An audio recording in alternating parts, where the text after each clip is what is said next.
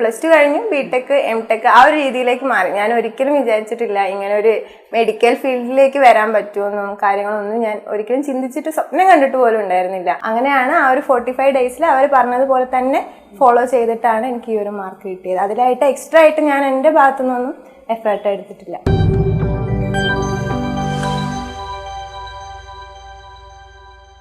Hi, I am doctor Kavya. ഇന്ന് എൻ്റെ കൂടെ എറോൺ അക്കാഡമിയിൽ നിന്നും CPC 90% പാസ്സായ അക്ഷിതയുണ്ട്. അപ്പൊ അക്ഷിതയോട് നമുക്ക് വിവരങ്ങളൊക്കെ ചോദിക്കാം. എൻ്റെ പേര് അക്ഷിത. ഞാനൊരു എംടെക് ഗ്രാജുവേറ്റ് ആണ്. ഞാൻ ടെക്നിക്കൽ ഫീൽഡിൽ നിന്നാണ് ഈ ഒരു മെഡിക്കൽ ഫീൽഡിലേക്ക് വന്നിട്ടുള്ളത്. അപ്പം എന്നിട്ട് പോലും എനിക്ക് ഒരു 90% മാർക്കോട് കൂടി പാസ്സാവാൻ സാധിച്ചു. അതിനെ ഏറ്റവും കൂടുതൽ സപ്പോർട്ട് ചെയ്തതും സഹായിച്ചതും എറോൺ അക്കാഡമി തന്നെയാണ്. ഞാൻ പെരിന്തൽമണ്ണ ബ്രാഞ്ചിലാണ്. ഡെയിലി ആയിട്ട് റെഗുലർ ബാച്ച് ആയിരുന്നു, ജൂൺ ബാച്ച് ആയിരുന്നു ഞാൻ. അപ്പം ഇവിടെ എറോൺ അക്കാഡമിയിലുള്ള ടീച്ചേഴ്സാണ് എന്നെ കൂടുതലായിട്ടും ഹെൽപ്പ് ചെയ്തിട്ടുള്ളത്. എന്നെ പഠിപ്പിച്ചിട്ടുണ്ടായിരുന്നത് ശ്രുതി മാം, അതുപോലെ തന്നെ വന്ദന മാം, അവസാന മാം ആയിരുന്നു. അവർ വളരെ ഹെൽപ്ഫുള്ളാണ്. വളരെ ഡൗൺ ടു എർത്തായിട്ട് നിന്ന് തന്നെ എല്ലാ കാര്യങ്ങളും പറഞ്ഞു തരികയും സംസാരിക്കുകയൊക്കെ ചെയ്യാറുണ്ട്. ക്ലാസ് എടുക്കുന്ന സമയത്ത് തന്നെ നമ്മുടെ എന്ത് ഡൗട്ട് ഉണ്ടെങ്കിലും അവർ ക്ലിയർ ചെയ്ത് തരാറുണ്ടായിരുന്നു. അപ്പൊ അക്ഷിത 90% സ്കോർ കിട്ടിയില്ലേ? എംടെക് ഗ്രാജുവേഷൻ വന്നിട്ട് ഒരു അനാറ്റമി ആയിട്ട് യാതൊരു പരിചയവും ഇല്ലാതെ ഈ ഒരു സ്കോറിലെത്തി.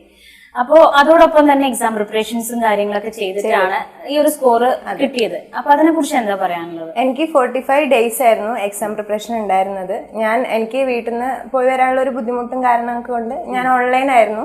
എനിക്ക് ഓഫ്ലൈനായിട്ട് തന്നെ എക്സാം പ്രിപ്പറേഷൻ ചെയ്യണമെന്ന് ആഗ്രഹം ഉണ്ടായിരുന്നു. പക്ഷേ ഓൺലൈനായിട്ടായിരുന്നു ചെയ്തിട്ടുണ്ടായിരുന്നത്. നമ്മുടെ കോഴിക്കോട് ബ്രാഞ്ചിലുള്ള ടീച്ചേഴ്സ് ആയിരുന്നു അതിന് ഹെൽപ്പ് ചെയ്തിട്ടുണ്ടായിരുന്നത്. അവരാണെങ്കിലും തന്നെ നമ്മളെപ്പോഴും ഡൗട്ടുകൾ ചോദിച്ചാലും എല്ലാം പറഞ്ഞു തരികയും കാര്യങ്ങളൊക്കെ എക്സ്പ്ലെയിൻ ചെയ്ത് തരികയും ചെയ്യുമായിരുന്നു. അങ്ങനെയാണ് ആ ഒരു 45 ഡേയ്സിൽ അവർ പറഞ്ഞതുപോലെ തന്നെ ഫോളോ ചെയ്തിട്ടാണ് എനിക്ക് ഈ ഒരു മാർക്ക് കിട്ടിയത്. അതിലായിട്ട് എക്സ്ട്രാ ആയിട്ട് ഞാൻ എൻ്റെ ഭാഗത്തു നിന്നൊന്നും എഫേർട്ട് എടുത്തിട്ടില്ല. അപ്പൊ ഈ ലൈഫ് സയൻസ് ഗ്രാജുവേഷൻ അല്ലാത്ത കുട്ടികളോട് എന്താ പറയാനുള്ളത്? അങ്ങനെ നമ്മൾ വിചാരിക്കും നമുക്ക് അനാട്ടമി അറിയില്ല, അല്ലെങ്കിൽ എന്തെങ്കിലും വേറെ എന്തെങ്കിലും കാര്യങ്ങൾ പ്രൊസീജിയേഴ്സ് ആണെങ്കിലും ഒന്നും അറിയില്ല എന്നൊക്കെ വിചാരിക്കും. പക്ഷെ അതൊക്കെ വെറുതെയാണ്. നമ്മൾ ട്രൈ ചെയ്ത് കഴിഞ്ഞിട്ടുണ്ടെങ്കിൽ നമുക്ക് നല്ലൊരു മാർക്കോട് കൂടി തന്നെ മെഡിക്കൽ കോഡിംഗ് കോഴ്സ് കംപ്ലീറ്റ് ചെയ്യാനായിട്ട് സാധിക്കും. അത് മാത്രമല്ല, അങ്ങനെ കംപ്ലീറ്റ് ചെയ്ത് കഴിഞ്ഞ് കഴിഞ്ഞാൽ തന്നെ നല്ലൊരു കമ്പനിയിലേക്ക് നമുക്ക് പോസ്റ്റിങ്ങും, ഇപ്പം ഞാനാണെങ്കിൽ തന്നെ ഡിസംബർ 2023 കഴിഞ്ഞിട്ടുള്ളത്. അത് കഴിഞ്ഞ് ജനുവരി കഴിഞ്ഞ് ഫെബ്രുവരിയിൽ തന്നെ ഞാൻ നല്ലൊരു കമ്പനിയിലേക്ക് പോസ്റ്റിംഗ് ആവാണ്. ആരോൺ എന്നുള്ള ഒരു ഇന്റർവ്യൂവിന്റെ സപ്പോർട്ട് അതെങ്ങനെയുണ്ടായിരുന്നു? ആരോണിൽ നമുക്ക് ഇവിടെ ആരോൺ പറയുന്നത് തന്നെ 100% പ്ലേസ്മെന്റ് എന്നുള്ള രീതിയിലാണ്. അപ്പം അങ്ങനെ അവർ ഒത്തിരി ഡ്രൈവുകൾ നടത്തിയിട്ടുണ്ട്. ഈ ഒരു മാസം കൊണ്ട് തന്നെ ഞാൻ പറഞ്ഞതുപോലെ 2 ജോബ് ഡ്രൈവ് എനിക്ക് അറ്റൻഡ് ചെയ്യാൻ കഴിഞ്ഞിട്ടുണ്ട്. അപ്പോൾ അതിൻ്റെ മുന്നോടിയായിട്ട് നമുക്ക് സൂമിൽ ക്ലാസ് സെക്ഷൻസുകൾ ഉണ്ടാവും. നമ്മുടെ റിപ്പീറ്റഡ് ക്വസ്റ്റ്യൻസും കാര്യങ്ങളും ചാപ്റ്റർ വൈസ് ആണെങ്കിൽ അങ്ങനെ നമുക്ക് എന്ത് ഡൗട്ട് വേണമെങ്കിലും അപ്പം ക്ലിയർ ചെയ്യാം. ഇപ്പം നമ്മുടെ ഒരു ഇൻ്റർവ്യൂ അസസ് ചെയ്യുന്ന, നമ്മൾ ആദ്യമായിട്ടൊരു ഇൻ്റർവ്യൂ ഫേസ് ചെയ്യുന്ന ഒരാളാണെങ്കിൽ അതിനുള്ള കോൺഫിഡൻസും കാര്യങ്ങളും എല്ലാം തരാറുണ്ട്. അപ്പോ ഇന്റർവ്യൂവിന് നമ്മൾ തന്ന സപ്പോർട്ട് അക്ഷിതയ്ക്ക് നന്നായിട്ട് ഹെൽപ്പ് ചെയ്തിട്ടുണ്ട്. അതിന്റെ റിസൾട്ട് നമുക്ക് കിട്ടിയിട്ടുണ്ട് അല്ലെ? അപ്പോ എവിടെയാണ് ഇനി നെക്സ്റ്റ് ഒരു ജേർണി എങ്ങോട്ടാണ്? തീർച്ചയായിട്ടും എനിക്ക് അങ്ങനെ ഇപ്പം നമ്മുടെ ഈ ഒരു എറോൺ അക്കാഡമി വഴി ഉണ്ടായിട്ടുള്ള ഇന്റർവ്യൂ കോഴ്സും കാര്യങ്ങളും എല്ലാം എനിക്ക് വളരെയധികം ഹെൽപ്ഫുൾ ആയിട്ടുണ്ട്. ഞാൻ ഇപ്പം ചെന്നൈയിലെ ഒരു MNC കമ്പനിയിലാണ് പ്ലേസ്ഡ് ആയിട്ടുള്ളത്. അപ്പം ഈ വരുന്ന ഫെബ്രുവരി 12 ആണ് ജോയിനിങ് ഡേറ്റ് പറഞ്ഞിട്ടുള്ളത്. അപ്പോൾ ഒരുപാട് ഇന്റർവ്യൂസ് നമ്മൾ നടത്തുന്നുണ്ട്, ജോബ് ഡ്രൈവ്സ് ഒരുപാട് വരുന്നുണ്ട്. അപ്പൊ അതിലൊക്കെ പങ്കെടുക്കാൻ പോകുന്ന കുട്ടികളുടെ അടുത്ത് എന്താണ് ശരിക്കും ഒരു അഡ്വാൻസ് ആയിട്ട് അവർക്കൊരു സജഷൻ എന്താ പറയുക? നമ്മൾ ഈ ഒരു കോഴ്സ് കഴിഞ്ഞു കഴിഞ്ഞാൽ തന്നെ നമ്മളൊരു കോൺഫിഡൻ്റ് ആയിട്ട് നമുക്ക് ഇന്റർവ്യൂ അറ്റൻഡ് ചെയ്യാനുള്ള ഒരു സാഹചര്യം നമ്മുടെ ഇൻസ്റ്റിറ്റ്യൂട്ടിൽ നിന്ന് തന്നെ ഉണ്ടാക്കി തരും. ഇൻസ്റ്റിറ്റ്യൂട്ട് വഴി തന്നെ നമുക്കത് കിട്ടുന്നതാണ്. എനിക്കിപ്പോൾ എൻ്റെ കാര്യത്തിലാണെങ്കിലും നമുക്ക് മോക്ക് ഇന്റർവ്യൂസ് ഉണ്ടായിരുന്നു. അപ്പോൾ നമ്മൾ അന്ന് ഇതുവരെ കാണുന്ന ടീച്ചേഴ്സേ അല്ല ആ ഒരു സമയത്ത്. നമ്മൾ മോക്കിന് കയറുമ്പം നമ്മൾ റിയൽ ആയിട്ട് നമ്മൾ എങ്ങനെയാണോ ഒരു ഇന്റർവ്യൂ ഫേസ് ചെയ്യുന്നത് അതുപോലെ തന്നെയാണ് നമ്മളെ ടീച്ചേഴ്സ് നമ്മളോട് ആ ഒരു റൂമിൽ പെരുമാറുന്നത്. അപ്പൊ നമുക്ക് ആ ഒരു പേടിയും കാര്യങ്ങളും, ആദ്യമായിട്ടുള്ള ഒരു കുട്ടിയാണെങ്കിൽ ആ ഒരു ടെൻഷനും കാര്യങ്ങളും എല്ലാം അവിടെ വെച്ച് തന്നെ തീരും.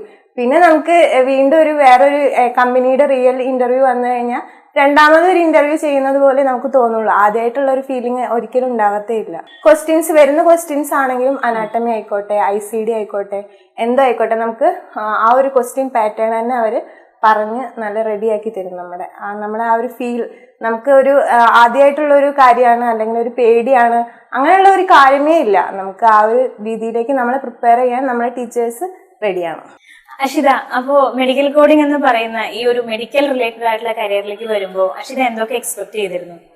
ഞാൻ ശരിക്കും +2 കഴിഞ്ഞിട്ട് ടെക്നിക്കൽ ഫീൽഡിലേക്ക് മാറിയ ഒരാളാണ്. ഞാൻ BTech MTech +2 കഴിഞ്ഞു BTech MTech ആ ഒരു രീതിയിലേക്ക് മാറി. ഞാൻ ഒരിക്കലും വിചാരിച്ചിട്ടില്ല ഇങ്ങനെ ഒരു മെഡിക്കൽ ഫീൽഡിലേക്ക് വരാൻ പറ്റുമെന്നും കാര്യങ്ങളൊന്നും ഞാൻ ഒരിക്കലും ചിന്തിച്ചിട്ട് സ്വപ്നം കണ്ടിട്ട് പോലും ഉണ്ടായിരുന്നില്ല. പക്ഷേ MTech കഴിഞ്ഞിട്ട് ഞാൻ പഠിപ്പിക്കാൻ പോയിട്ടുള്ള ഒരാളാണ്, ട്യൂട്ടർ രംഗത്തേക്ക് പോയിട്ടുള്ള ഒരാളാണ്. അപ്പം ആ ഒരു ഫീൽഡ് എനിക്ക് സ്യൂട്ടായിട്ട് തോന്നിയില്ല, അതിൽ പിടിച്ചു നിൽക്കാനായിട്ട് എനിക്ക് പറ്റിയില്ല. ആ ഒരു നമ്മുടെ ഒരു സ്റ്റൈലിന് സ്യൂട്ടായിട്ട് തോന്നാത്തത് കൊണ്ട് ഞാൻ അത് ഉപേക്ഷിച്ചതാണ്. അപ്പം ആ ഒരു സമയത്താണ് ഞാൻ ഇങ്ങനെ ഒരു ആരോൺ അക്കാഡമിനെ കുറിച്ചും അതുപോലെ തന്നെ ഈ ഒരു കോഴ്സിനെ കുറിച്ചും കൂടുതൽ അറിയാൻ പറ്റുന്നത്. അപ്പം ഇതിൽ ഇൻട്രസ്റ്റ് തോന്നിയിട്ട് ഞാൻ ആരോൺ അക്കാഡമീനെ സമീപിക്കുകയായിരുന്നു ചെയ്തിട്ടുണ്ടായിരുന്നത്.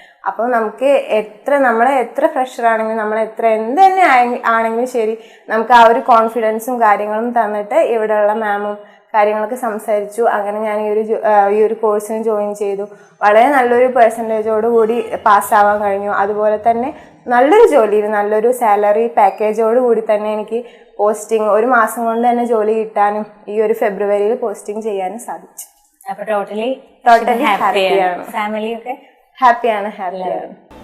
മെഡിക്കൽ കോഡിംഗ് പഠിക്കാൻ ആഗ്രഹിക്കുന്ന കുട്ടികളോട് എന്താണ് പറയാനുള്ളത്? ഇപ്പം മെഡിക്കൽ കോഡിംഗ് എന്ന് പറയുന്ന ഒരു ഫീൽഡ് നമ്മൾ എല്ലാവരും വിചാരിക്കും ലൈഫ് സയൻസ് ഗ്രാജുവേറ്റിന് മാത്രമുള്ളതാണെന്ന്. ഒരിക്കലും അങ്ങനെയല്ല. നമുക്ക് ഏത് ഗ്രാജുവേറ്റ് ആയിക്കോട്ടെ, ലൈഫ് സയൻസ് ആയിക്കോട്ടെ, ടെക്നിക്കൽ ആയിക്കോട്ടെ, അല്ലെങ്കിൽ വേറെ ഏതെങ്കിലും ആയിക്കോട്ടെ, നോൺ ലൈഫ് സയൻസിൽ തന്നെ നമ്മൾ BSCയോ അല്ലെങ്കിൽ ബികോമോ എന്ത് വേണമെങ്കിലും ആയിക്കോട്ടെ, നമുക്ക് ഈ ഒരു ഫീൽഡ് എടുക്കാവുന്നതാണ്. നമുക്ക് നല്ല രീതിയിൽ തന്നെ കുറച്ചൊരു എഫേർട്ട് എടുത്താൽ തന്നെ, എഫേർട്ട് നമ്മൾ എടുക്കേണ്ട ആവശ്യമില്ല, നമ്മളൊരു പകുതി എഫേർട്ട് എടുത്താൽ മതി, ബാക്കി ടീച്ചേഴ്സാണ് നമ്മുടെ എഫേർട്ട് എടുക്കുന്നത്. അപ്പം അവരെ കൂടെ സഹകരിച്ച് നല്ലൊരു രീതിയിൽ നിന്നാൽ തന്നെ നമുക്ക് അത്യാവശ്യം നല്ലൊരു, ഇപ്പം എന്താണെങ്കിലും ഏതൊരു ആവറേജ് സ്റ്റുഡൻ്റ് ആണെങ്കിലും ഒരു 80 എബോ മാർക്കോട് കൂടി തന്നെ നമുക്ക് പാസ്സാവാനായിട്ട് സാധിക്കുന്നതാണ്.